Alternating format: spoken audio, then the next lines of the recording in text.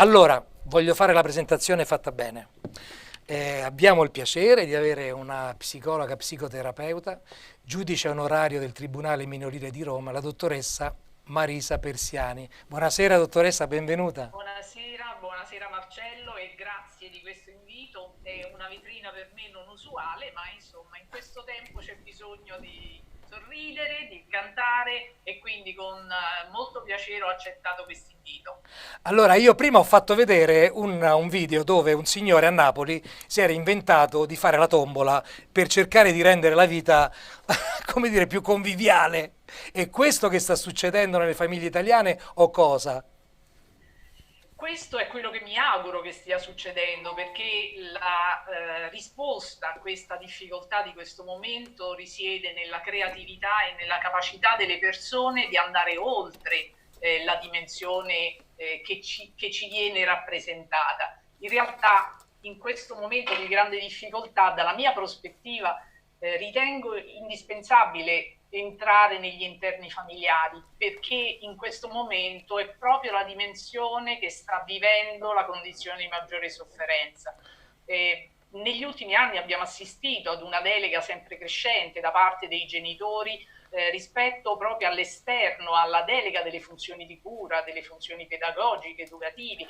Molte agenzie esterne alla famiglia hanno sostituito la famiglia. Appunto perché E dicevamo prima, dottoressa, quando ci siamo sentiti, che sì, questi papà, queste mamme che portano i bambini la mattina alle 9, 8 e mezza all'asilo, alle 3, alle 4 li vanno a riprendere o loro o le loro tate, poi li portano a fare maneggio, poi li portano a scuola di musica, poi a scuola di teatro, poi a scuola di, non lo so, di orologi da mettere a posto, di nuoto, eccetera, eccetera. Poi alle 9 e mezza arrivano a casa, mangiano e alle 11 vanno a dormire. Quindi il rapporto oggi, avendo questi ovni, oggetti volanti non identificati davanti, sicuramente è cambiato. assolutamente sì, e il cambiamento difficile è stato ritrovarsi da un momento all'altro senza nessuna come dire, condizione di preavviso nella costrizione della convivenza forzata e nella riassunzione piena delle funzioni educative, di cura, genitoriali in uno spazio molto contenuto. Molto certo. Questo è un cambiamento radicale dello stile di vita, ma anche dei modi delle relazioni e sicuramente in questa situazione storica così critica è la famiglia che può trovarsi di fronte ad un rischio di asfissia. Quindi è doveroso prestare attenzione e soprattutto verbalizzare, esplicitare alle famiglie che non devono preoccuparsi, non devono avere paura, perché questo è un momento di grande possibilità e di grande opportunità per tutti di recupero di questa funzione che è una funzione fondamentale. Allora, dottoressa, anche perché mi spiegava prima che l'atteggiamento psicosomatico del nostro fisico rispetto a una malattia può in qualche maniera negativizzare tutto quello che succede. Cioè, se io mi sento male e sto male è un discorso, ma se so di avere una malattia, peggiora tutto, è vero? Sì, assolutamente sì. In realtà la paura, lo stress, la depressione hanno un rapporto diretto con il sistema immunitario e in realtà in questo stato di cose il sistema immunitario riduce la capacità di difendersi rispetto agli attacchi degli organismi esterni. Quindi quello che io ravviso come elemento di maggiore preoccupazione in questo momento non è tanto il coronavirus per il quale insomma no, sono sicuramente in atto interventi e misure più che adeguate. Quello che ritengo essere l'aspetto di maggiore preoccupazione è il virus informativo che H24 viene somministrato alle famiglie, alle persone e che non fa altro che rinforzare e amplificare lo stato di allarme, di paura, di disagio. La paura, il disagio, l'allarme producono paralisi, immobilità e riducono la capacità di critica e di analisi delle persone. Questo ha una correlazione diretta con la virulenza del virus, perché per quello che dicevo, abbassando le difese immunitarie, il sistema difensivo non è in grado di difenderci, ma non solo si dispone all'apertura, perché all'apertura verso la malattia, perché è come se ci fosse una tacita aspettativa di doversi ammalare. Quindi questo è il vero pericolo. Dottoressa, questo lo dice anche in un video che ci ha mandato gentilmente lei, il dottor Francesco Oliviero. Possiamo mandare il video? Lo mandiamo in onda. Assolutamente sì, lo ritengo estremamente utile Poi lo e commentiamo, chiaro. prego. Qui dobbiamo andare addirittura oltre il concetto di psicosomatica, Dottor cioè noi Francesco siamo Oliviero, che proprio non parla. soltanto un corpo fisico, ma abbiamo anche una mente e abbiamo delle emozioni e poi, va bene, se andiamo ancora più in profondità nella dimensione spirituale, siamo anche delle anime. E quindi tutto questo si collega con l'ambiente, si collega quindi con le informazioni che riceviamo e diamo all'ambiente. Quindi nel momento in cui si riceve oggi una diagnosi di Covid-19, che cosa succede? Si innescono tutta una serie di meccanismi emozionali che sono legati a conflitti che ci portiamo dietro dal passato, che possiamo anche definire conflitti biologici. In questo caso il conflitto più grave che l'essere umano possa vivere è il conflitto di morte, che si va a scaricare su un organo bersaglio che, guarda caso, è il polmone. Ed ecco il motivo per cui mi risulta che ci sono mi sono arrivate delle informazioni dai reparti ospedalieri di Bergamo e di Brescia che praticamente persone che arrivano in ospedale con una semplice sintomatologia di febbre, con sintomi respiratori, nel momento in cui gli viene fatto il tampone, quindi prima si fa uno screening, quindi fanno una radiografia nel torace di base, nel momento in cui viene fatta poi una diagnosi di Covid-19 positivo, il quadro clinico nell'arco di qualche ora si aggrava fino ad arrivare ad avere una polmonite interstiziale nell'arco delle 12-24 ore, cosa che non c'era prima. Allora, questo ci dà la conferma che noi interagiamo con l'ambiente, quindi siamo sottoposti a tutta una serie di informazioni che vengono dall'esterno, ma tutte le informazioni che ci possono dare paura o panico vengono somatizzate e si vanno a scaricare su organi bersaglio. In questo momento l'organo bersaglio principale ovviamente è il polmone. Quindi praticamente noi somatizziamo tutto questo e diventa ancora più difficile guarire. È assolutamente così. Le informazioni che riceviamo non sono neutre e producono degli effetti e l'informazione in realtà informa, nel senso che dà forma all'azione, cioè all'attività psichica. Quindi in realtà attraverso appunto le informazioni noi produciamo quella realtà che ci viene somministrata come verosimile. Quindi in realtà ci disponiamo, così come fa la cellula, la membrana cellulare quando riceve un'informazione di compatibilità con l'agente esterno, lo stesso facciamo noi psicicamente, cioè ci disponiamo in apertura di quel virus perché in qualche modo lo attendiamo. Quindi è assolutamente importante che anche psichicamente impariamo a difendere assolutamente la nostra psiche, perché siamo un holos unico, psiche e soma, non aprendoci a quella disponibilità. Ripeto, l'informazione ha un potere enorme, ha il potere veramente di rendere reale quel fatto. Dottoressa, lei diventerà praticamente un ospite fisso della mia trasmissione perché sta avendo un successo strepitoso. Tutti stanno dicendo grazie, serve informazione reale, non patogena, grazie dottoressa. Anna scrive, è vero, siamo bombardati da informazioni e si finisce sempre per non avere più fiducia in nessuno, grazie a lei. Finalmente, dice Margherita Carotenuto, finalmente informazioni seriali, vere. Perfetto, dice Daniele, di una chiarezza meravigliosa. Grazie, grazie dottoressa. Ma quindi le posso fare un'altra domanda? Ci può spiegare, sempre in maniera semplice per me che sono diciamo un po' mentecato, ma questo virus esattamente, cioè, lo possiamo spiegare meglio, un pochettino meglio?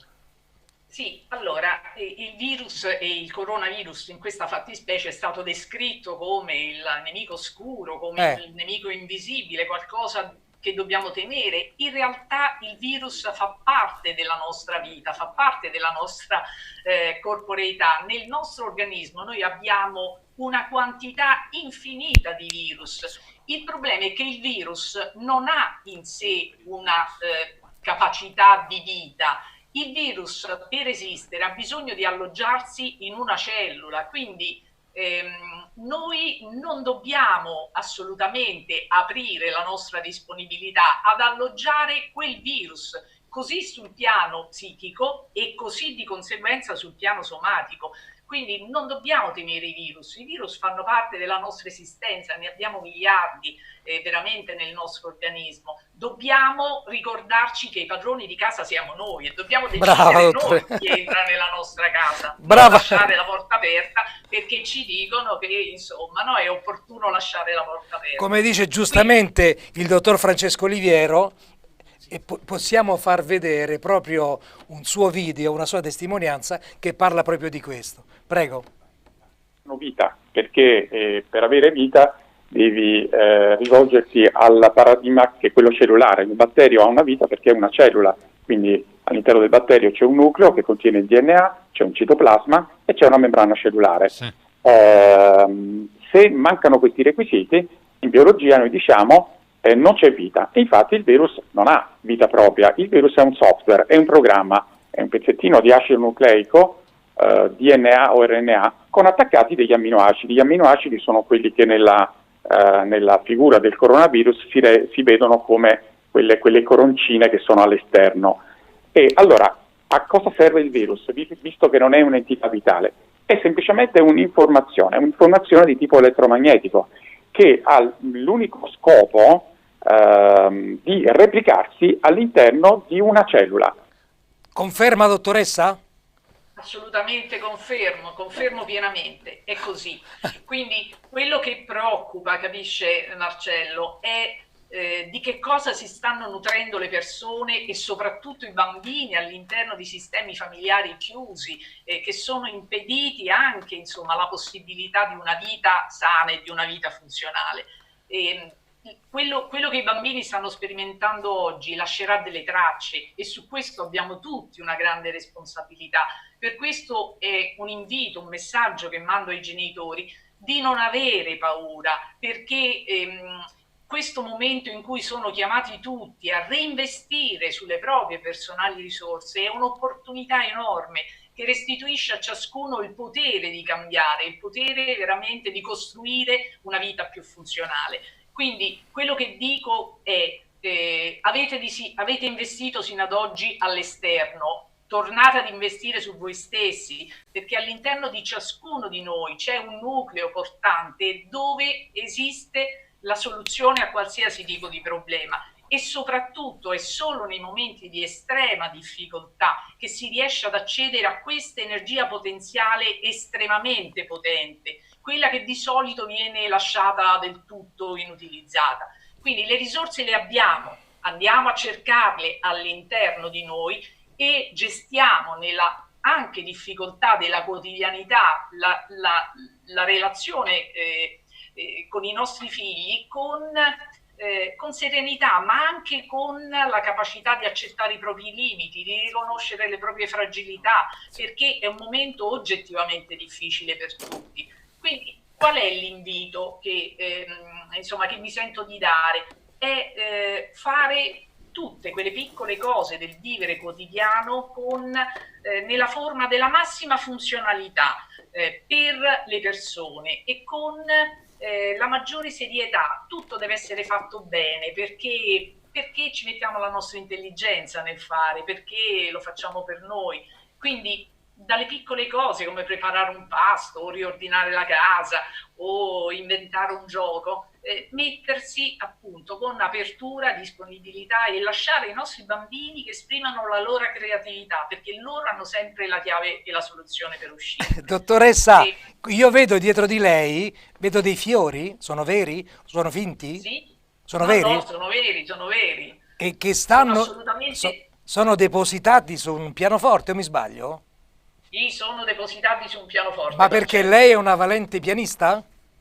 Mi piacerebbe, è una cosa che mi auguro di poter realizzare nella mia terza vita. Ci mettiamo d'accordo, verrà nella mia accademia, io le insegnerò il pianoforte. Perché no, con estremo piacere. Ma mi può far vedere la tastiera, perché un pianoforte con la tastiera chiusa è come un corpo senza anima. Ha ragione. Ecco. Ah, vedi che meraviglia. un do, Eccola. un do, qual è il do? Se lo ricorda il do? Beh, no, me lo ricordo, sì, insomma. Sì, sì. Bravissima. Bene, bene. Volevo anche parlare della sintomatologia, dei sintomi. Ne vogliamo parlare in chiusura? Sì, sì, Col- poi ho una proposta da farle, Marcello, in chiusura. Mentre parlavo mi è venuta in mente un'idea. Beh, me la faccia subito la proposta, sono Te curioso la faccio come una subito. Sì, scimmia. la mia preoccupazione, la mia attenzione è sempre rivolta ai bambini, la mia deviazione, come dire, professionale. E immagino questi bambini in una condizione di difficoltà. Inviterei i genitori a proporre loro di rappresentare ogni giorno attraverso un fumetto, quindi con le parole o con un disegno, le emozioni che stanno vivendo. Perché dobbiamo dare voce alle emozioni dei bambini, proprio per poter consentire a loro uno spazio di verbalizzazione delle loro emozioni e dei loro sentimenti. Questo potrebbe essere molto utile e forse voi potreste proporvi di raccogliere i disegni di questi bambini e di appunto poterli mostrare e rappresentare. Credo che Bellissima sarebbe idea, una grande bellissima idea. opportunità. Bellissima idea, dottoressa. Allora adesso noi diamo la nostra email che è il web casamarcello@gmail.com. Mandate i disegni, fate, come diceva la dottoressa, esprimere la fantasia dei vostri figli su un foglio bianco e mandateli, cioè noi li mandiamo in onda, così è un modo per essere ancora più, come dire, per farci ancora più compagnia, per dare fondo a questa sperimentazione Per che diceva ascoltarli, per Marcello, per ascoltarli. ascoltare la loro voce. Io l'ascolto la loro voce, ho due nipotine che non mi fanno mai dormire tutta la notte. Ascolto. Ovviamente cerco di giocare e È di un po' più scherzare. difficile la notte da ascoltare. Vogliamo far vedere l'ultimo filmato, dottoressa? Sì, sì, Allora, assolutamente sì, mandiamole. lo ritengo esaustivo, non credo di dover aggiungere nulla. Ok, perfetto, grazie. Io ho fatto degli studi perché ho cercato di comprendere il senso di tutto questo, perché il buon Dio ci ha creato, o l'entità creatrice, ci ha creato con 100.000 miliardi di cellule, che è un numero pazzesco, 10 elevato alla 14, cioè 10 seguito da 14 zeri, ha messo nel nostro organismo un numero di batteri che è 10 volte superiore, quindi 10 elevato alla 15, cioè 1 milione di miliardi di batteri, e ho fatto un conteggio di quanti possono essere i virus all'interno del nostro organismo. Sono 1000 volte più dei batteri, quindi stiamo parlando di 1 miliardo di miliardi di virus, sono già dentro di noi. Allora la domanda è, ma dove sono? Sono all'interno del DNA, infatti. Infatti dobbiamo, diceva il dottore, convivere, sappiamo che li abbiamo all'interno del nostro corpo. Sì, sì, assolutamente, sono parte di noi, ne abbiamo, come dire, rappresentano la nostra preistoria e la nostra storia. Ripeto, i virus hanno una funzione, ma siamo noi che dobbiamo, che possiamo o meno dargli vita. Non hanno una vita propria, quindi dobbiamo imparare a difenderci dai virus attivando quegli anticorpi che non sono solo gli anticorpi che produciamo nel BIOS attraverso il corpo, ma prioritariamente quelli che determiniamo attraverso la psiche, perché l'energia è una, è prima psichica, poi diventa somatica. Quindi imparando a difenderci dalla virulenza di certe informazioni, attiveremo un sistema difensivo tale da proteggersi da qualsiasi tipo di contagio informatico o sì, informativo in qualche modo, e quindi a proteggere anche il nostro corpo. Dottoressa, dice Massimo 5, grande autore, dice assolutamente d'accordo, un messaggio positivo al giorno della dottoressa toglie il virus di torno. Poi sta ricevendo, adorabile questa dottoressa, che bello ascoltarla, siamo insieme alla dottoressa, vedi, tantissimi, quindi ci ricollegheremo se lei ci darà il permesso e ci ricollegheremo con lei e cercheremo così di parlare e di avere comunque un aspetto un po' più, come dire, più importante rispetto a tutto quello che sta succedendo nella nostra società. Noi ci divertiamo, cantiamo, però avere un suo giudizio sicuramente ci fa sentire più tranquilli. Continuate a cantare perché cantare fa molto bene. La mia disponibilità la do perché gioco nella squadra della vita, quindi insomma sono sicuramente disponibile, Marcello. Bella questa cosa che ha detto. La ringrazio tantissimo, dottoressa. Grazie tantissimo. Allora Buona ci continuazione. risentiremo presto. Io adesso andrò al pianoforte e le dedico una canzone, va bene? Grazie, è un onore. Grazie Allora, guardi, mille. resti lì. La canzone in sol maggiore si intitola Viva l'Italia, canzone migliore penso che non potevamo scegliere. Certamente. Vado, La eh? ringrazio. Grazie a lei, dottoressa, grazie, grazie, Grazie. grazie. Allora, vado al pianoforte, chiudiamo come avevamo aperto questa nostra quarta puntata.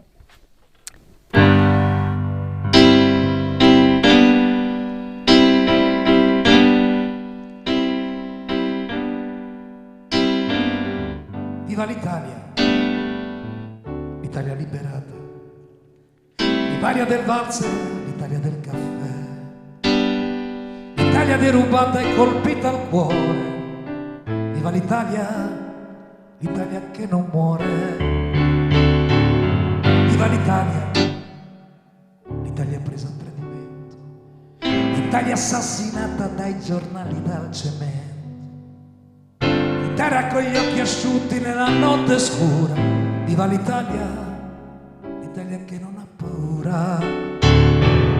Na na na na na na na na na na na na. Viva l'Italia, l'Italia che è in mezzo al mare, l'Italia dimenticata, l'Italia da dimenticare. L'Italia a metà giardino e metà galera. Viva l'Italia, l'Italia tutta intera. Viva l'Italia, l'Italia del 12 dicembre, l'Italia con le bandiere, l'Italia nuda come sempre, l'Italia con gli occhi aperti nella notte triste. Viva l'Italia, l'Italia che resiste. Na na na na. Na na na